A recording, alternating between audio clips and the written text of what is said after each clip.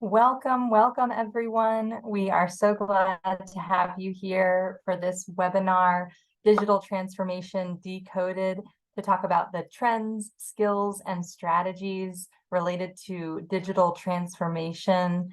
Our own digital room is filling up, so welcome to Abdul Malik, Abiodun, Ebenezer, Jerry, Toby Lola, Tunde. We're so glad to have you here. We're going to get started in a moment. My name is Jennifer Bongora, and I am Nexford University's Director of Career Innovation. And we are thrilled to have this webinar today on digital transformation. So we will go ahead and move into getting started. We are joined today by Jane Munga, who is a fellow with the Carnegie Endowment for International Peace, and Leonardo Lima, who is with the Education Advisory Department at the IFC. And we are excited today. I'm excited, and I imagine you are because you're here. You've made the time to be here to talk about digital transformation, what it is, what some of the key skills are in the field of digital transformation, and how you can potentially be part of it. A little bit of housekeeping before we get started. We will not have slides to share, but we will share a copy of the recording with you all for everyone who registered, and any links that we reference, we will share afterwards. So please, if you have any questions during the conversation, please use the Q&A at the bottom of your screen, however you're joining, to put your questions there. The chat can sometimes get busy, so we want to have those questions stored in the Q&A so we can cover them either throughout the conversation or at the end. So I would love to welcome our guests today. As I mentioned, we have Jane Munga here and Leonardo Lima. Really honored to have you here as guests. And I'd love if you could take it away and introduce yourself. Tell us who you are, where you are, what it is that fills your days professionally, and we will then move into some of the questions we have. Thank you. Jane, I will send it over to you. Wonderful. Good morning, good afternoon, good evening, and to all those who are listening online. I see a lot of greetings from across the African continent. So I'll be here to send greetings from Washington, D.C., where I'm currently based. Thank you, Jennifer, for having us today to have this discussion on digital transformation. And it's an honor to be an esteemed co-panelist with Leonardo. So it's a pleasure to be here. So I am a fellow at the Carnegie Endowment for International Peace. A fellow is a nice terminology of saying I do a lot of research and analysis on technology for the African continent. So my day is filled with doing analysis and just following trends and hoping and also providing new knowledge that can advise the policymakers, both in the DC space and also in the African scene, those who are working on the digital economy. I bring a background.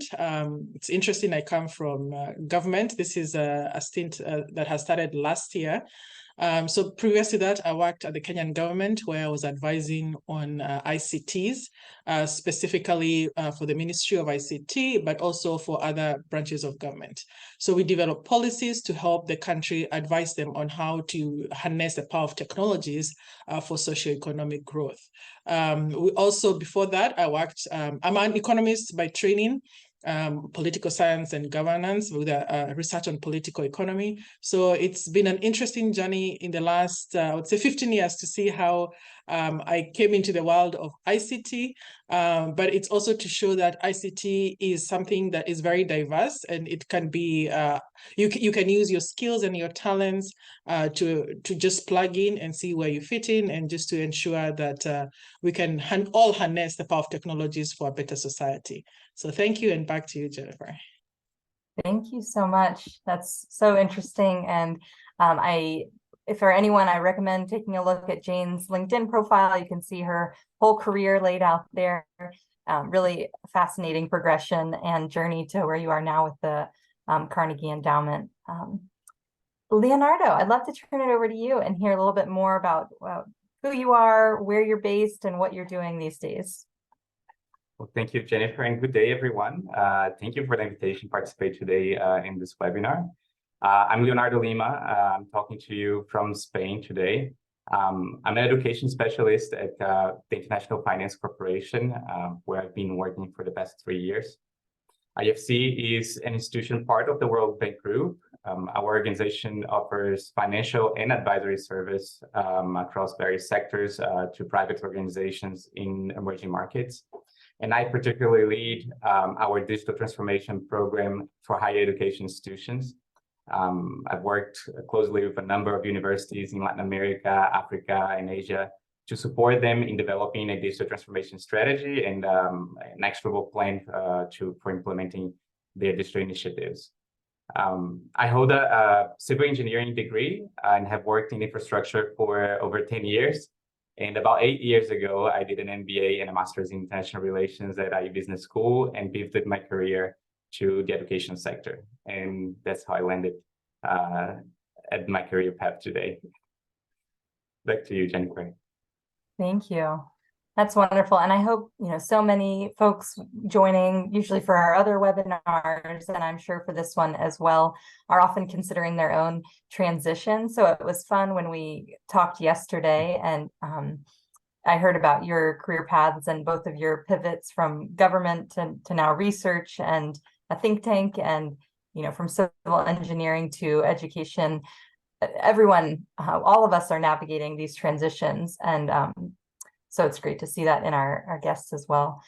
So, and I'm Jennifer Bongura, Nexford University's Director of Career Innovation. So I'm here to support our learners and alumni to ensure that they have the tools and skills they need to pivot and promote in their career. And one of those, something that's essential to all of our career journeys is hearing from practitioners around the topics that matter to our career paths. And right now we're hearing so much about digital transformation. So today in this webinar, we're going to talk about, what is digital transformation? Why is it important? What is the global demand for some specific, digital transformation skills? And then what are some future trends?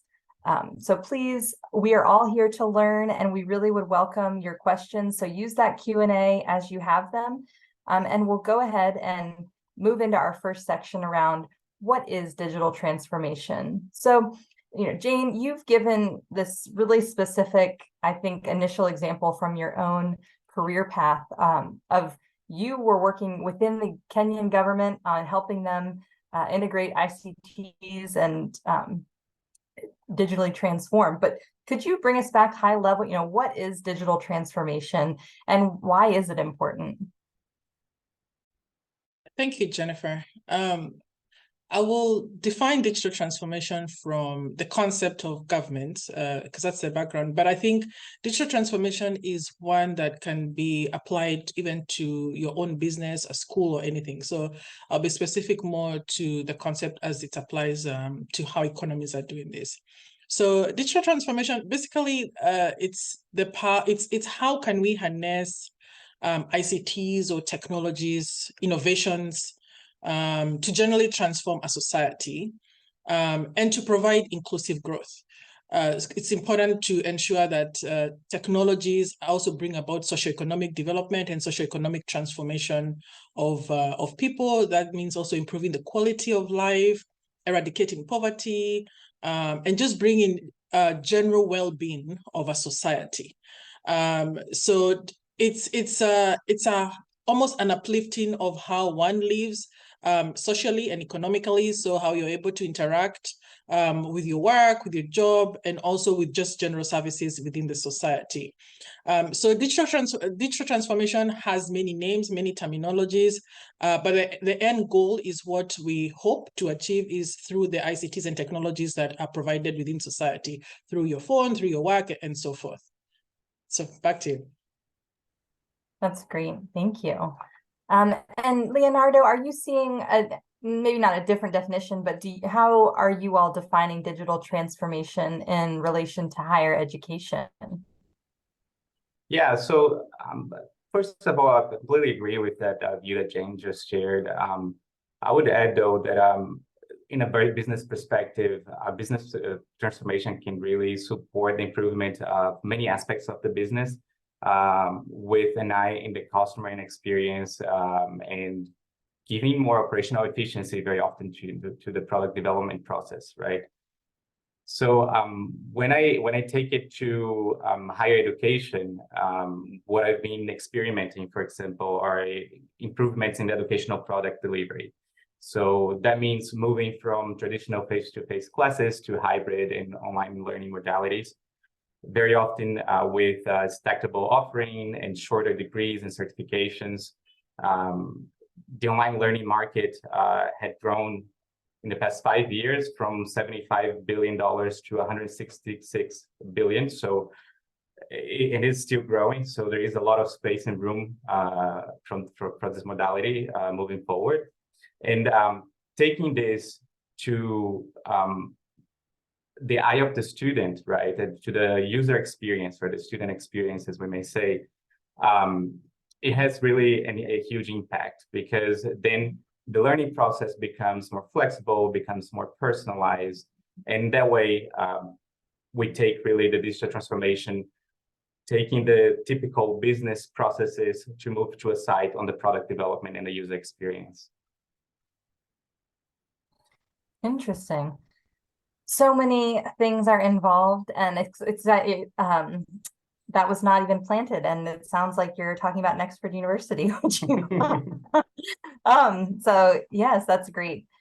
So we've got examples here from government, you know, on the higher education side, and really from what you've both said and what we see, you know, digital transformation is touching everything around us, all of the sectors that we engage with, to try and improve. And I love, you know, the operational efficiency, like you said, Leonardo, you know, for all of the services that we're accessing. So that's great. I'm wondering, you know, you both have worked in countries and contexts around the world.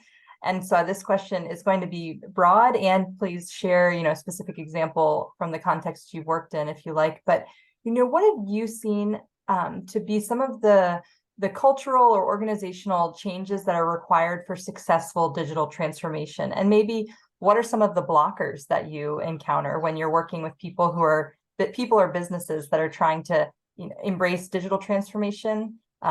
So yeah, what are some of the organizational changes required? And then maybe what are some of the blockers? So Jane, I'll send it over to you first. That's all. Sure.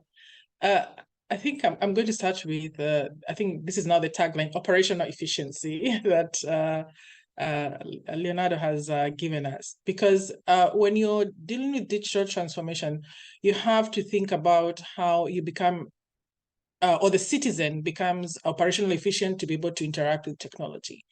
And it becomes a defining of the entire ecosystem and what we call or define them as the pillars of how you have to deliver this digital transformation.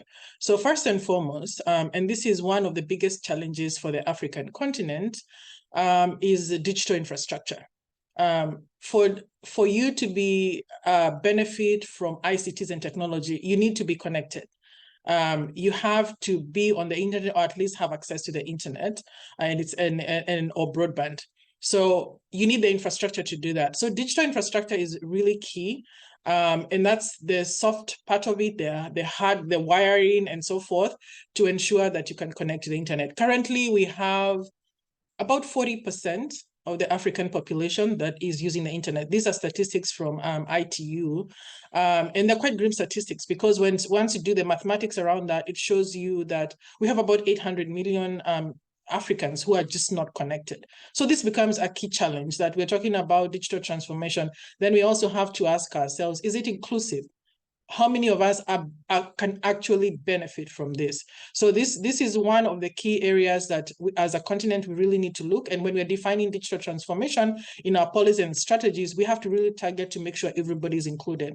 The other part of the digital economy or ICTs that we really have to look at is the platforms that we interact with. I'm glad there was a mention of education. there are a lot of platforms that we interact with when it comes to that. Beyond education, digital transformation is about a whole of society approach. There's also the issue of financial services. Today, all of us are using, especially in the African continent, we're the trailblazing when it comes to financial inclusion because of mobile money. So we are able to move money and so forth. So there are these platforms that we are building with for financial services and for anything, even agriculture, whichever sector you are in, you need a platform to be able to transact on that. And then, of course, comes to digital business. COVID was a learner for us that we all learned that we can transact. Your life will go on if you just can transact out of the digital economy. Today, when you travel, you can take an Uber and so forth. So there are so many things that we have to look at. And the last one that I think is also goes back to your question, Jennifer, is, are you able to do that? Do you have the awareness? Do you have the skills to also be a part of this digital economy? Are you able to understand its availability? And second, can you be able to transact? On the flip side is a demand side. Who is developing these softwares? If the continent, we need to ensure that everybody is coming on board, do we also have the engineers? Do we have, I hope that those who are listening, there's some of those who are pursuing some of these careers, because we really need them. And I know we're going to discuss digital skills later, but I think it's also important at this point to flag that as a continent, when it comes to digital transformation, we really have to keep digital skills as one of our priorities to ensure that every citizen, whether you're using it or you're developing the services, is critical to have. So in a nutshell, I think I'll stop there for that one, and then we can have further discussions on any of those points. Thanks. That's great. Thank you so much. Leonardo, what are you seeing? You're working with historically, I can say, sometimes really bureaucratic, in higher education, historically has been hard to maybe transform, and especially when you're trying to digitally transform higher education. So what are you seeing as some of the organizational changes that are required, and maybe some blockers in the industries that you're working, or organizations you're working with? Yes, absolutely. And you're right to say, Jennifer, it's a traditional sector that has gone through tremendous change in the past few years, especially after COVID, right? I'd highlight 4 key elements for a successful transformation process, being one of them, a very clear strategy. The second one, making sure that the leadership is on board, and that the message at some points should come top down with a digital transformation leader that has the authority for a decision-making process. The third point, I'd say policies and guidelines that can standardize the operating procedures. And fourth, invest in continuous learning for the workforce, right? For professional development, as Jane was mentioning, this is a key challenge and key element to pay attention on. I would add to my 4 points a fifth element that Jane mentioned that I think is very important, and it's the enabling environment, having the proper infrastructure. Because very often I have worked with clients that are in more remote areas and need to reach to students in rural areas and have another layer of barrier when it comes to this infrastructure, right? So coming a little bit to what challenges, as you mentioned, I think it's also key to think that digital transformation is not only about the technology. I think it's in the biggest part of it. It's also about the people. There are many challenges along the way. That includes the resistance for change, organizational silos, and that we see very often in educational organizations, and the skills gaps. And that's why digital transformation needs to be really guided by this clear institutional strategic goals with the leadership on board. They need to promote a culture of innovation, to communicate change, collaborate across departments, and of course, upskill the workforce. And sometimes maybe the irony is that even within institutions of learning, which are focused on promoting learning.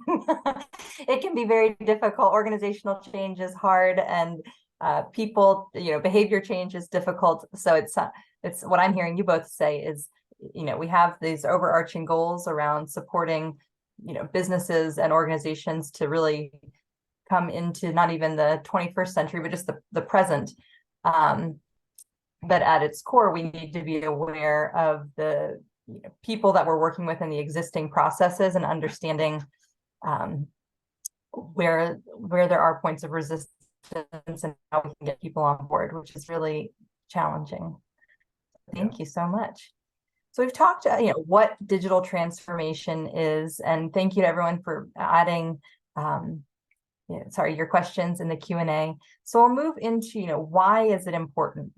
And talk a little bit about its significance in the business landscape today. So I'm curious, Jane, I think this format is working well, going back and forth. What are some of the key drivers that are pushing governments, if you could talk about specific examples. When we spoke earlier, you shared specific examples of government integrating or embracing digital transformation. So what are some of the key drivers pushing these digital transformation initiatives forward and really requiring governments or organizations to embrace them?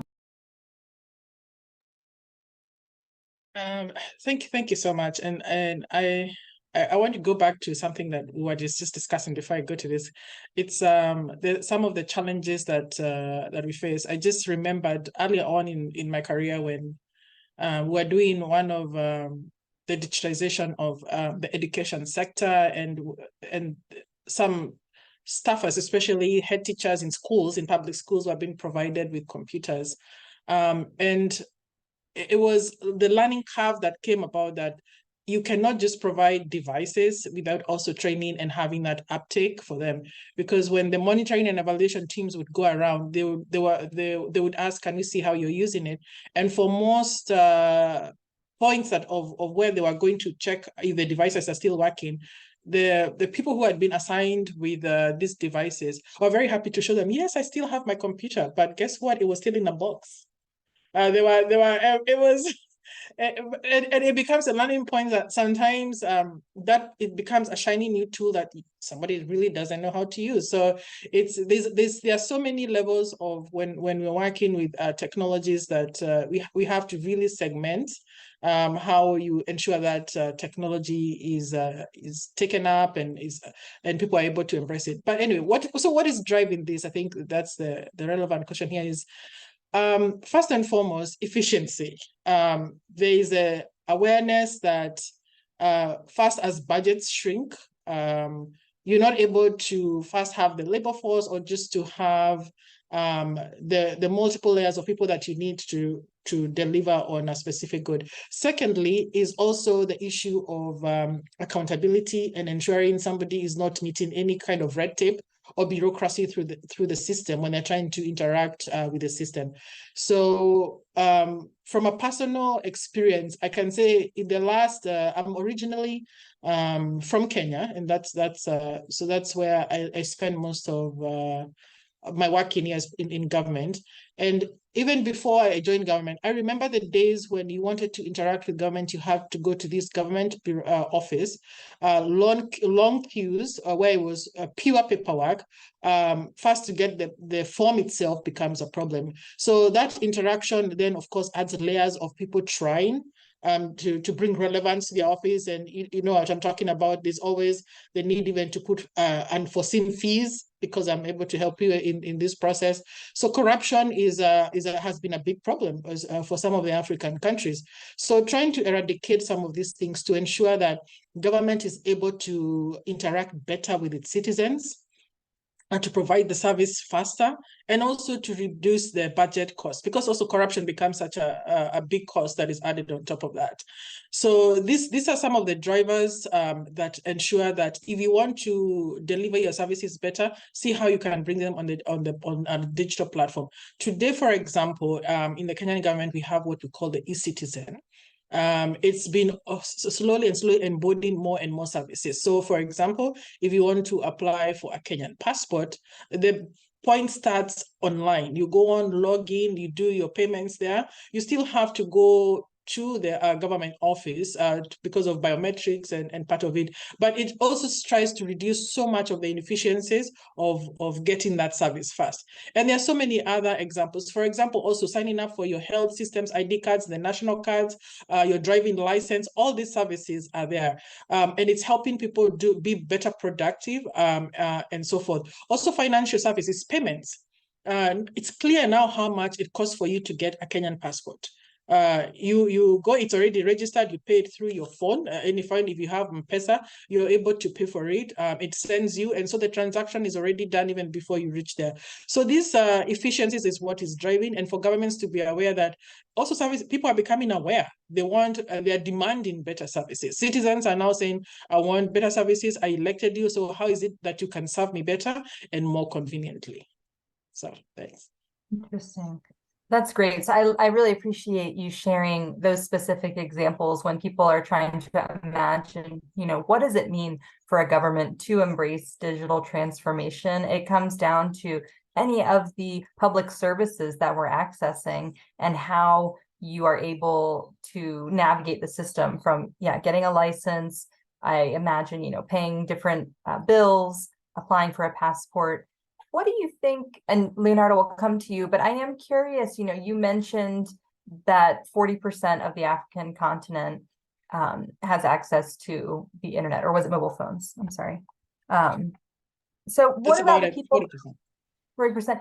So, what if I'm a Kenyan citizen and I want to apply for a passport, but I don't have a mobile phone? So are governments now burdened, could you say, if that's appropriate to say, with having to have dual systems where you still need to maintain, the paper-based system with also an online? Or are you seeing pop up, okay, well, I'm an entrepreneur and now I'm going to have people come and pay me to use my computer or I will, do it for them to apply online. Don't worry, I'm not getting a business idea here, but what are you seeing, come up in sort of in terms of, you're trying to address one gap in accessing services, and then maybe are you seeing sort of whack-a-mole and things pop up as problems in other areas as people try to create solutions?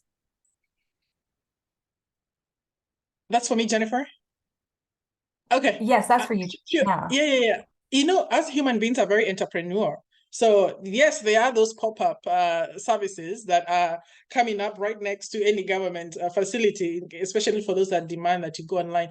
But also this being the issue, governments have also established what we call point of services. So for example, again, I'll use the Kenyan context, we call the Huduma Center. So this Huduma means a service point whereby they're in every government offices, and these are distributed across the country. So when you go to a Huduma Center, it's your interface. If you do not have access to the digital services, you can go there and interface with the service itself, because it's a center where you'll find all the different points of government that you need to work with. You go in, they log you in, and then you sit with a specialized person who's able to walk you through the service, and they can even do it for you. For example, if you want to, I had to do this once. I had to get the health card for an elderly person. I went with them, and you find that it's called NHIF. You go sit with them, and they walk you through the system. You apply for it, and they help you load it out in the system and so forth. So the point of services are important, especially especially in the rural areas. I think it was mentioned earlier, in the rural areas of hard to reach areas, technology is just not available. Even if you have the services, you just don't have the technology. So having these centers for people to interact with the services is really important.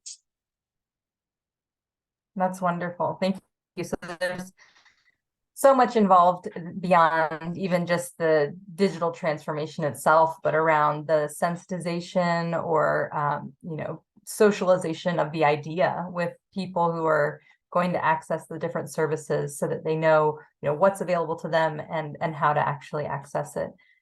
So I'm curious, Leonardo, when it comes to higher education, what are you seeing? I mean, I'm hearing you say that the market is doubling for, in higher education for, I believe you were saying online learning.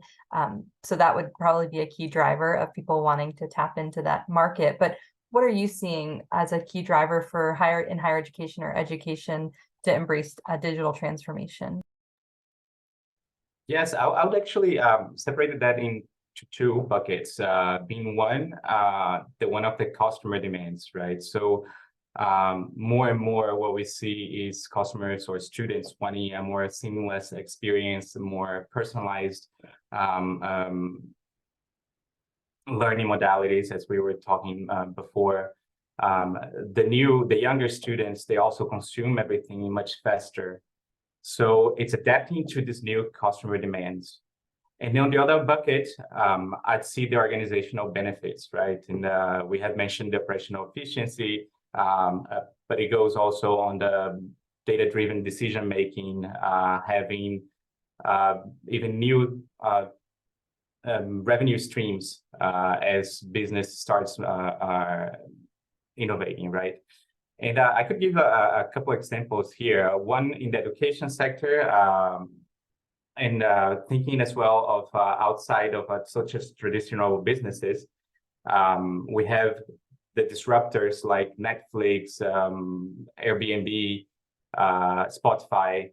But when we come to traditional businesses, there is also a lot of ways to digitally transform the business, right? And I think one of the biggest impacts that I see in higher education institutions is early on in the student life cycle, when we talk about recruitment, admissions, and enrollment. Typically, universities used to go recruit in the schools, in institutes. It was a much more face-to-face and paper-based process. And nowadays, what we're seeing is the use of tech solutions like CRM, a customer relationship management tool, to really take control of what we call the lead funnel, right? So being more targeted in our digital marketing, being more assertive in the way that we interact with the prospects, and be more assertive as well in the way that we track them until the enrollment process, right? So it's really fascinating, the kind of changes that we've been seeing in the market, and the impact that it really has on both the organizational side and in the experience. I wanted to, yeah, I just wanted to make a quick reflection as well on what you were talking before. And, you know, this is something, when we talk about the digital divide, this is something that we talk a lot at IFC and have constant discussions about it. Especially looking at the education sector, of course, these new modalities going online, it's really enabling access new geographies and the students in more remote areas. But it's also important to be conscious about those students who don't have access to the technology or don't have access to the infrastructure, and not leave them behind, right? Because what's happening right now is, with this fast-pacing movement, the divide is just growing. So it's something as a society that we need to think about and take care about. Absolutely. Who do you see anyone as examples who are doing it especially well, being thoughtful about bringing up everyone, you know, the rising tide lifting all boats, of, you know, being thoughtful about the people who are being left behind while also serving, you know, digital natives and people who are really comfortable already? Yeah, and this is to either of you, but Leonardo, does anyone come to mind? So that typically goes a joint force, right, between government and civil society and businesses, right? What we've seen after COVID was really this motion of business being more proactive in offering the devices so that students could access and not stop their learning process. Building partnerships with telecom operators so that they could have SIM cards and keep learning, even if it's from their mobiles. But you know, it's a huge challenge, and it's really requires this kind of interaction and to build a solution. And it seems maybe, Jane, you have an example. I mean, Kenya, it sounds like it's at the forefront. I know you're not representing Kenya in this call, but you know, with Safaricom and other companies who really seem to have are building great partnerships between private sector and the government. But do you have an example that you would be able to share? Someone who's been thoughtful about this digital divide? I actually want to say that a lot of governments are being very thoughtful about this. There's a realization that the statistics are agreeing that a lot of African citizens are not connected. And as part of my research, I track the digital inclusivity, and we're beginning to see a lot of the digital strategies that are emanating or have emanated from the continent call for this. We've just seen a new strategic plan that has been launched for the digital economy by the government of Nigeria. Recently also saw one that was launched by the government of Uganda, and we have this across the continent, and all of them have a component of trying to ensure that digital infrastructure is available as ubiquitous across their economies or their societies. So beyond the private sector, the collaboration that Lima is talking about, there is a responsibility that government has to take in ensuring that they have connectivity among all their citizens. And beyond the policies and strategies, a lot of countries have also adopted what they call the USF, the Universal Service Fund. This is a fund that is specifically put aside to build infrastructure in areas that are not economically viable, where private companies are not able to provide the services just because of the scarcity or any other issues where they don't see it as an economic venture for them. So this fund is actively used to roll out infrastructure there to bring connectivity to the citizens. So I have to honestly applaud many governments because of the policies that they have put in place and the implementation strategies that they're doing through the universal service funds and also partnerships. Rwanda is also very keen on this.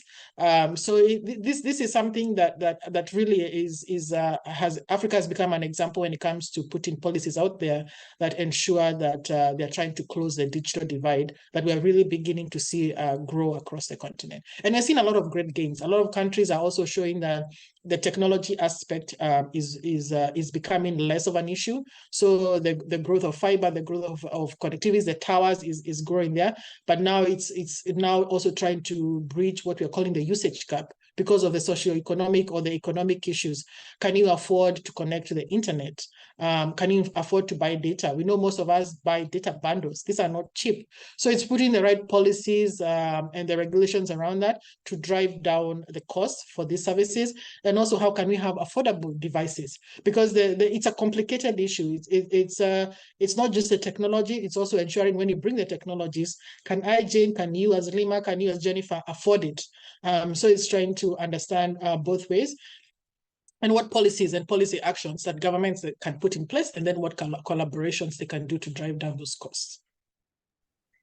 I think it's amazing. Thank you. I really have been so excited now being connected with you on LinkedIn, but for everyone on the call, please follow Jane, of course, follow Leonardo too, but Jane, the reports that you share about the different policies that are coming out from these governments are just helping to inform my own understanding and awareness of, you know, this digital transformation space. So I really appreciate you being here to share that. And then also for everyone else who wants to keep learning, I feel like LinkedIn is just such a wonderful way to continue to grow in our understanding and knowledge of something that I'm not tracking on a daily basis. And when you have the true expert in the room on the space, we can all benefit from what you are seeing in your day-to-day research.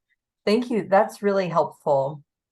So we've talked about, excuse me, what digital transformation is, you know, why is it important, and some practical examples here from government and higher education, and the drivers behind it. So let's talk now about the global demand for digital transformation skills. Of course, at Nexford, you know, our mission is to build socioeconomic mobility by improving access to affordable online education. So a lot of, I think, what digital transformation initiatives are trying to accomplish, we have sort of embedded in our own mission as a university. But I'm wondering, what skills do you see if I'm an employee in government or for an organization? What skills should I be building so I can contribute to digital transformation initiatives within my organization? I'm sorry, I didn't share that question beforehand, but that's really what comes to mind now of, what can I as an individual be building in my skill set to be able to contribute and make an impact? Jane, what do you see? Sorry, sometimes I found my hand going up. I don't know how I did that. I was trying to bring it down. Technologies. Now that we're talking about digital skills, the demand for digital skills will continue to grow, and because there are new and emerging technologies that are coming on board, we are now in the era of artificial intelligence, big data. Data is driving all the innovations that are coming out. We are also talking about generative learning, so where AI is beginning to do more and more complicated things for us.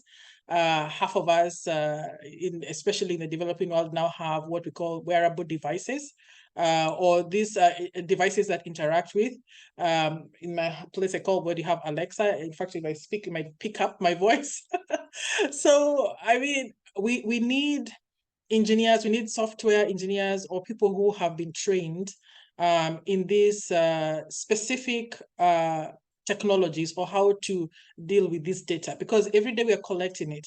And if we want to harness this data or the technologies for better solutions for the African continent, we have to bring on board people who are trained for this and who can provide innovative solutions for what we want. If we want a farmer, the issue of food security in the African continent is big. Climate change is also becoming an issue.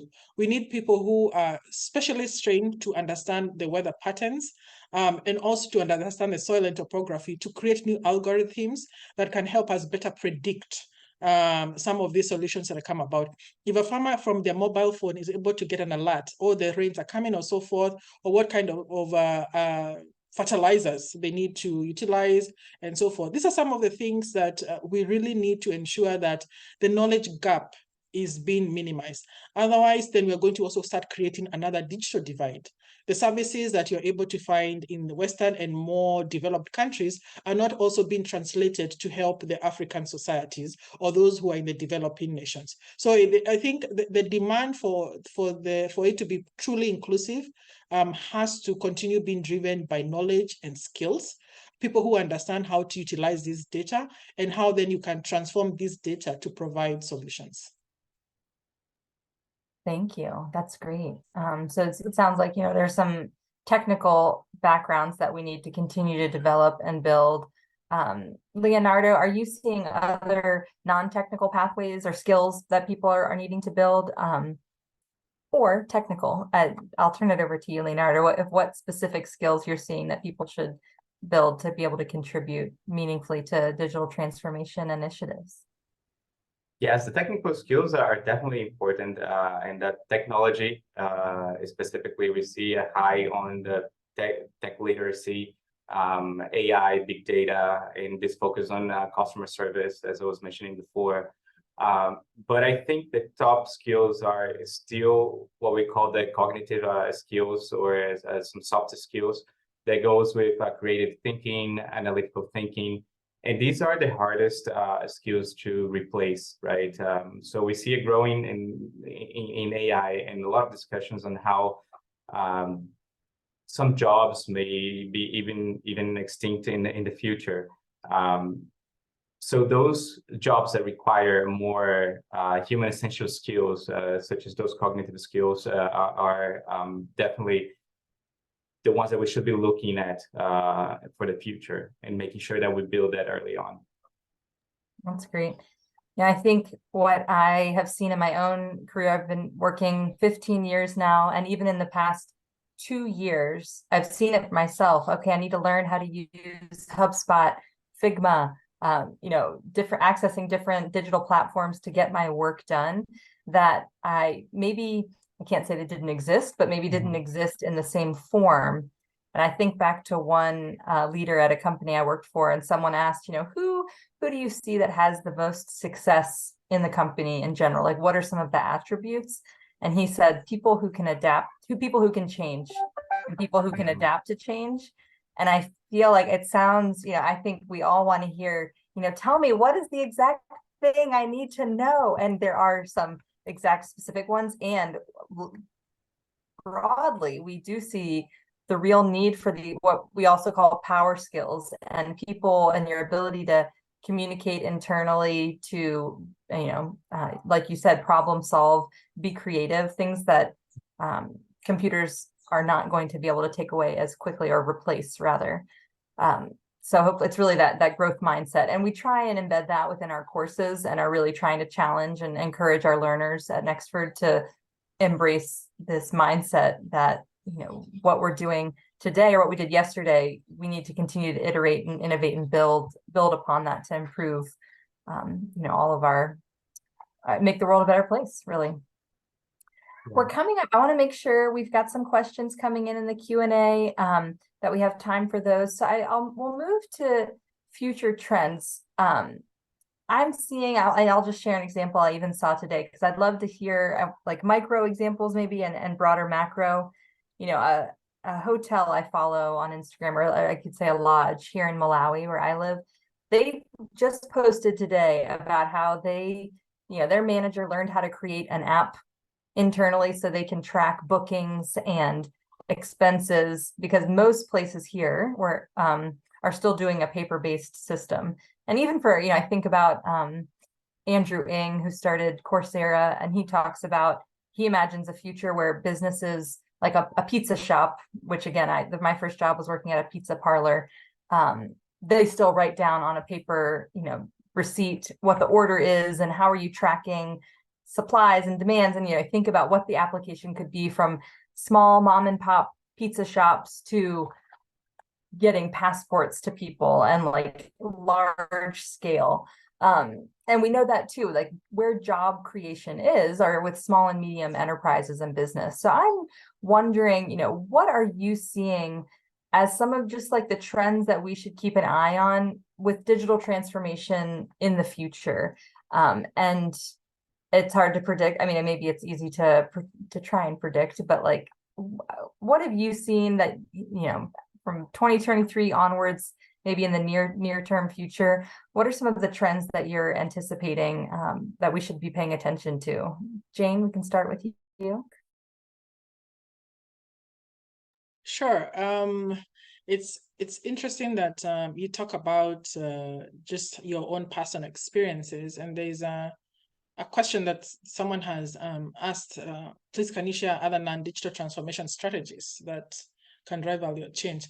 And it's the thing we also always have to remember, even especially for those who are students and not listening, is technologies are an enabler. They help solve a problem. They help.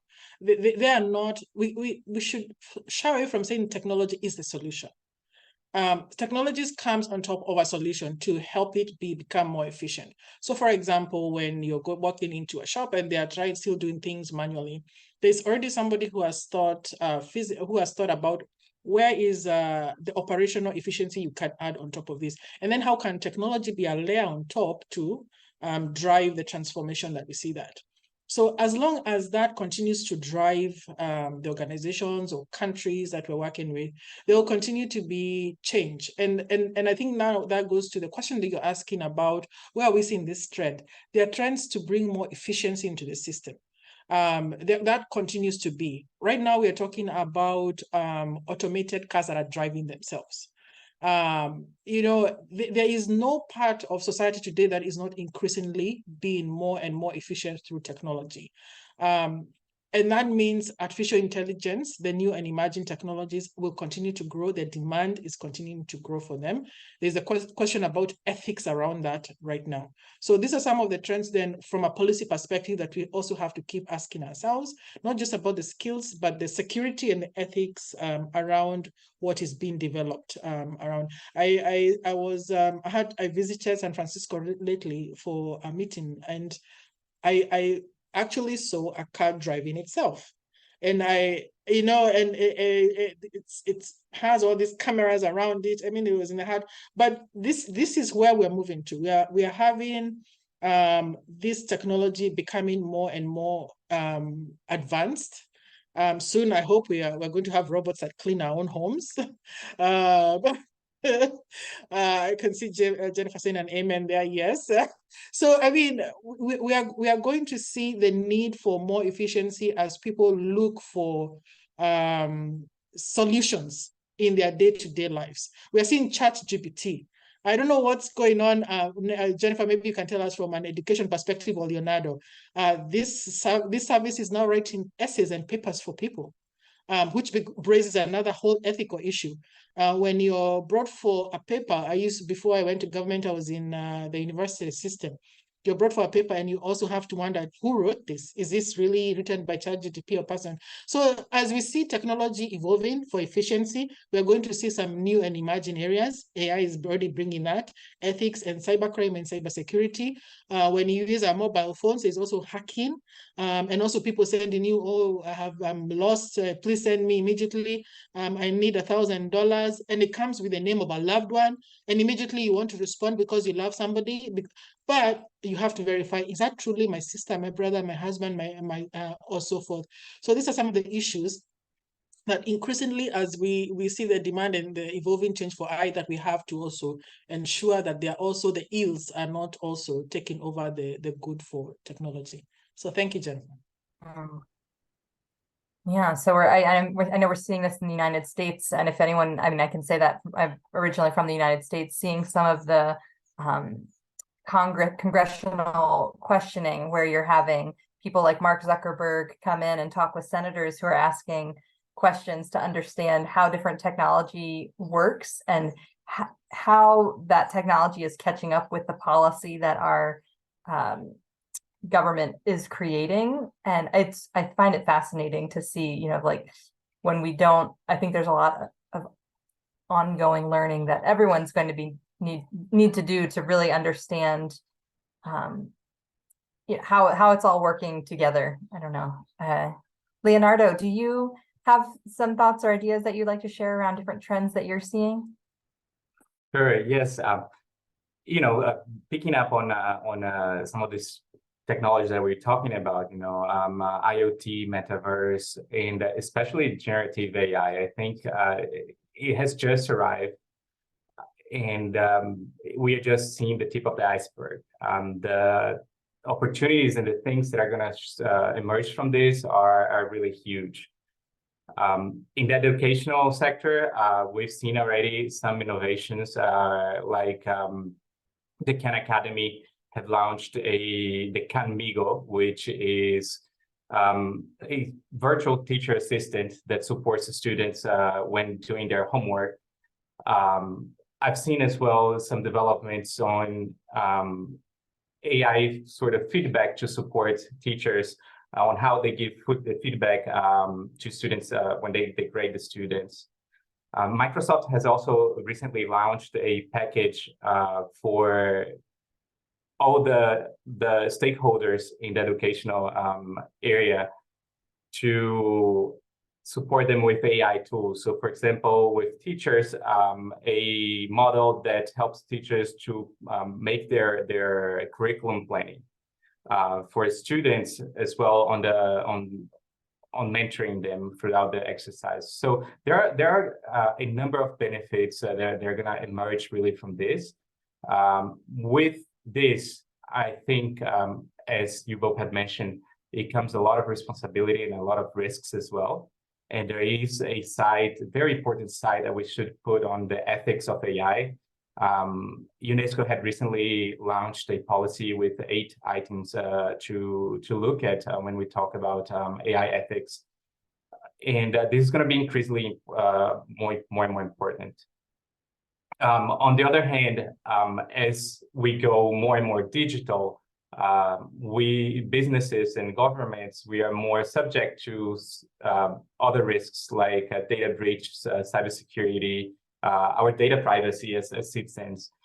So and that side, it's really important as well to keep implementing more, in this, controls and strong mechanisms for security, educate employees and the society as well on the use of the tools and the data, and especially as well on the regulation side, that's quite important. That's great. Thank you so much. So yeah, we're needing people who are thinking about the benefits of digital transformation and how it's supporting everyone in society. And then at the same time, what you had said, Leonardo, around the responsibility and risks that can also come along with it. And so I'm not sure, this question was asked early on, so I think we've addressed this, but thinking about knowledge gaps and how can people's knowledge gaps in digital transformation be addressed, I'm assuming. And I don't know if someone wants to take on this question. It's kind of a big one, but Yes. Yeah, I can take that one. I was recently reading a report that was launched by the World Economic Forum. I think it's called The Future Jobs. And they launch this report every year to talk about what are the skills that are coming up and what are some trends in jobs. And a fascinating data that I got from this report is that in 5 years, 44% of the skills that we have nowadays are not going to be valid anymore. So there is this huge need for what we're calling upskilling and reskilling of the workforce. And that comes from various points of responsibility, right? From universities and educational centers, but as well as businesses to keep investing on the professional development of their employees. Otherwise, in 5 years, they're not going to thrive if they don't have this 44% of skills that are going to be needed. Yeah, that's great. Jane, did you have something you wanted to add to that? Are you good? I'm good, but I'm happy to take the next question. That's okay, great. Thank you. So the question has come from Abiodun, asking about the threat of AI and cybercrime, and I think Lima also Leonardo was able to touch on this, that there governments there has to be a call for responsibility of how technology is transforming. And we need to ensure that the proper guardrails are implemented across the multiple governance jurisdictions. So, but on the other hand, there's also the conundrum of ensuring that you're not stifling innovation. And I think this is where we are seeing a lot of the debate going on, that we want to ensure that generative AI is continue to help people. For example, some of the examples we just had, that there's help for teachers, there's help for those doing their homework. But on the other end is how do you ensure that there's also not any disadvantages emanating from this. So the policies this is where regulations come into play, laws that have to be put in place by governments. And I think we're beginning to see that, what you can or cannot do. We saw the example of WorldCoin. I don't know those who are following. There was a new innovation that has come out, whereby WorldCoin is creating a new currency, and one of the way they interact with the user is by scanning your iris. When you see the end goal of some of these innovations, they're noble, they have a good end, but then what happens when you interface and collecting this data? You found queues and queues of young people lining up to be scanned because of the monetary consideration tied to this. In a society where people have socioeconomic deficiencies and want to add to their pocket for economic gain, then how do you balance this? So are you paying people to come on board, and what are the ethics around that? So this was shut down by the government of Kenya. They issued a statement whereby the services were shut down. So this is what we're talking about, and I think goes back to the question that has been raised, that it's important that governments are aware and they are also responding, they're able to be agile enough to respond to the issues that are rising up, but also on the other hand, to ensure that the innovation can continue to help the citizens, because at the end of the day, that's what we want. Digital transformation is about enabling a socioeconomic transformation and just a quality way of life. So then how do we do that in a balanced way? This is where the regulations, laws, and policies can help bring that balance. Wow, I feel like that's a perfect way to put a bow on this conversation today. And I'm always amazed at how quickly 60 minutes passes. I want to say a huge thank you to you, Jane and Leonardo, for making the time to share more, these real concrete examples about what digital transformation is and how we can all prepare for it. We will, in the follow-up, I'm going to pull the links to the reports that you mentioned for Nigeria's digital policy initiative, Uganda as well. You mentioned Nigeria and the universal services. I'm curious to, look at my home country, to look at Malawi, where I'm living now, to the digital transformation policies. And I encourage everyone on the call here to do the same. We have a lot of learning to do. So we have a virtual tour coming up on the 24th. If anyone is curious to see what the learning experience is like at Nexford, including, we've just launched a Master's of Science in Digital Transformation to really try and prepare, the future workforce of today and tomorrow to be ready for these digital transformation initiatives. My colleague's putting some contact information in the chat. Huge thank you from Nexford University. I hope everyone has a wonderful rest of your day, and we will look forward to seeing you all again online soon. Take care. Thank you. Thank you, Thank you. Jennifer. Have a good day, everyone. Thank you.